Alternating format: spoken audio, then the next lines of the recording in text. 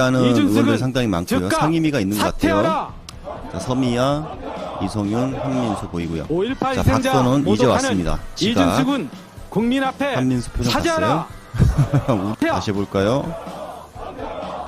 뒤늦게 왔어요. 5.18 한민수 희생자 누가 왔지? 모독하는 옆에? 이준석은 뭐야? 국민 에이, 앞에 선언이네. 사죄하라.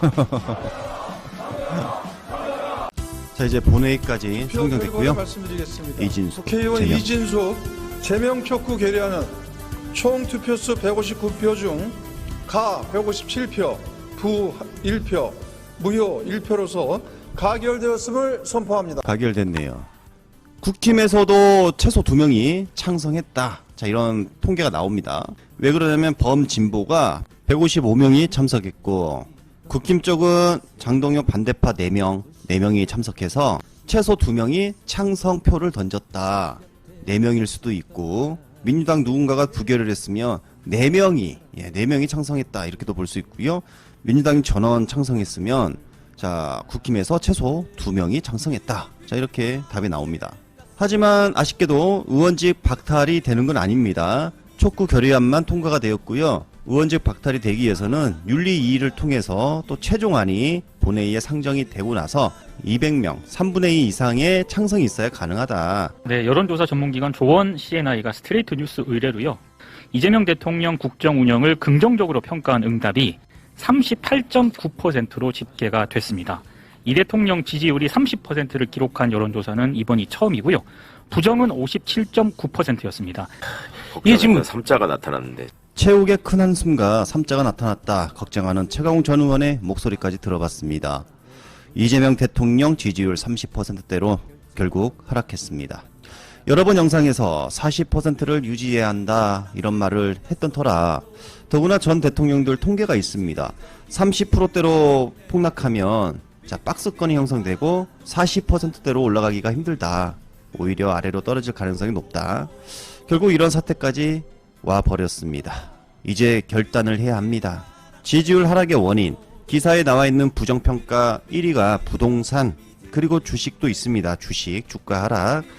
제가 볼 때는 이제 거기에다가 활활 불타고 있는데 기름을 끼얹은 친석계들의 만행, 김민석계들의 내부 분열 행동을 꼽을 수 있습니다. 그래서 그랬는지 이재명 대통령께서도 이 점을 알았는지 당내 통합, 코어층 챙겨라 이런 지시를 했다고 하는데 그러나 지금 김민석 행동 보십시오. 전혀 대통령 지시에 따라 움직이지 않는 모습이 보입니다. 김현석 외연학장은 더 분명히 그러니까 이게 지금 이 보도가 나올 때쯤에 청와대에서는 대통령이 지금 왼쪽을 너무 안 챙겼다 이런 표현이 나오는 거란 말이에요. 그러니까 김민석 대표는 계속해서 그 이야기를 하고 있는 거예요. 그 이야기를 민주당의 역대급 네거티브 전당대회를 끝나고 나서 지지층 끌어안는 노력은 지금까지 단 1도 없었어요. 그게 제가 비판하는 부분이거든요. 그럼 이거 엇박자잖아요. 그러니까 상처가 났을 때 소독부터 하고 아까진기 바르고 후시딘 발라야 되거든요. 근데 상처가 났는데 소독도 안 하고 그냥 후시딘부터 쫙 바르지 않는 거예요. 그러면은 덧납니다.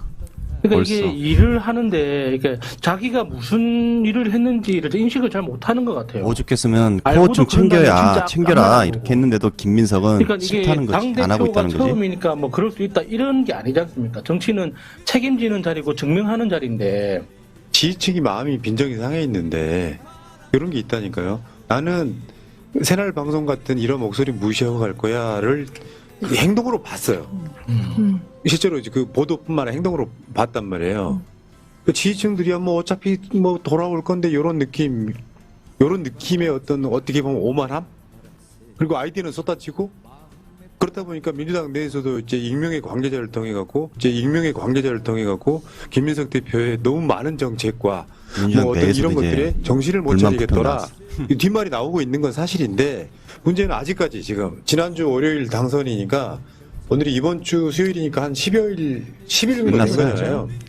근데 골든타임 어떤 지났어요. 것도 마음 상한 지지층에 대한 정책이나 행보가 1도 없다는 게 굉장히 심각한 문제인데 그걸 어제 아마 대통령이 짚은 것 같긴 해요. 대통령이 코어 챙겨라 했는데 지금 안 하고 있다는 거예요. 무슨 정책을 해도 이제 팔짱 끼고 보는 상태가 돼서 사실은 추진력이 없고 당대표한테 뭐 쓴소리 한마디도 못하는 국회의원들을 보면 약간 좀 무지성 같고, 그러다 좀비 보니까 같아, 민심 좀비. 위반이 더 심각해지는 상황이거든요. 예.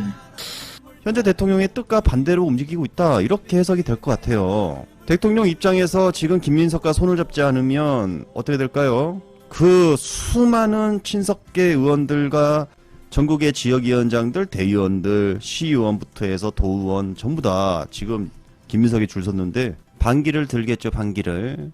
이러지도 저러지도 못하는 상황으로 치달고 있다. 뭔가 깊은 늪에 빠진 모습으로 가고 있다. 어디까지나 저의 해석입니다. 유시민 영향력 없다, 끝났다라고 외친 친석계들이 3일간 총공격을 하고 있었습니다.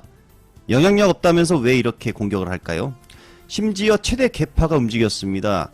친석계 70명이 있는 더민주혁신회의에서 유시민 개가 지져도 기차는 간다. 유시민은 얼치기 지식인이야. 자, 이렇게 악담을 퍼부었다고 합니다. 제가 볼 때 이 말은 유시민 작가가 친석계들에게 할 말 같다, 이런 생각이 듭니다. 계속 짓고 있잖아요, 그동안. 니네들이 지져도 기차는 간다. 월요일날 유 작가님 방송 저도 나중에 봤는데 저는 그렇게 제 머릿속으로는 그렇게 정리를 했어요. 그러니까 이재명 대통령을 굉장히 응원했고 이재명 대통령을 의지했던 많은 지지자분들이 있잖아요. 이제 그런 분들에 대한, 그런 분들이 최근 들어서 이제 굉장히 불안감, 우울감 이런 데 빠져 있다는 말씀들을 저도 많이 듣거든요. 네. 그분들에 대한 그 위로와 공감, 그리고 뭐 격려 이런 얘기를 하고 싶었던 것 같다. 저는 그런 느낌을 받았고, 네. 또 하나는 대통령에 대한 고원, 그러니까 충고와 기대가 여전히 남아있다라는 말을 하면서 결국 하고 싶었던 말은 이재명 정부가 표방하는 국민주권 정부, 네. 그다음에 이재명 대표가 이루고 떠났던 당원주권 정당, 그 정신을 다시 한번 이해찬 대표. 새겨달라. 네. 아니 1인 1표 이런 당원주권 문제는 이재명 대표가 본격적으로 네네. 추진하시고 기틀을 다진 거니까, 그러니까 그런 점들에 대한 어떤 그 지지자들의 불안감, 우울감 이런 것들을 좀 위로해주고 싶었던 게 아닌가 생각합니다. 네. 유시민 작가 말씀에 대해서 유력한 정치인들이, 장관도 나서서 비판하는 얘기를 했어요. 예, 맞아요. 저는 일단 첫 번째로 앞으로 한 3년 정도 지나서 이분들이 어떤 얘기를 할까 저는 굉장히 주목해서 볼 겁니다. 걱정하지 말라고 국민들을 안심시켜주고 팩트를 가지고 건강하게 얘기를 했으면 좋겠는데, 네. 지금 제가 보기에는 그 유시민 작가를 비판한다는 이유로 맞지도 않는 사실관계를 갖다 붙여가면서 본인들이 오히려 독설과 저주를 퍼붓고 있다. 네. 그 점을 꼭 생각하시라. 예. 그리고 제가 그분들 3년 후에 뭐라고 얘기하는지 제가 꼭 보겠다. 네. 알겠습니다. 예, 이 걱정하는 마음은 다 똑같아. 네, 맞아요. 서로 갈등하는 사람들도. 그렇죠. 근데 이게 원인 분석이 또 다 다르거든요. 맞습니다. 이게 참 그래서 안타까운데. 서로 탓하면서 분석하나요? 맞아요. 심지어 지금 민주당 내에 있는 모 의원, 네. 유시민 때문이라고 생각하더라고. 이게 네? 예, 지금 이제 지지율이 떨어지는 것을. 대통령 지지율 하락이요? 예, 실제 그렇게. 그래서, 예, 그래서 아까 제가 그 말씀을 드린 거예요. 제발 원인하고 결과를 좀 뒤바꾸지 말라는 얘기를 그래서 제가 했던 건데, 네, 그래서도, 적어도 이 여론조사를 근거로 그렇게. 아니, 꼭 뭐 얘기하면 안 이 되죠. 여론조사뿐만 아니라 네. 지금 이제 하향 추세잖아요. 그렇죠. 예, 그런 추세에 대해서. 영향력이 없는데 왜 그래? 영향 그렇게 자꾸, 예, 그렇게 자꾸 하지 마시고.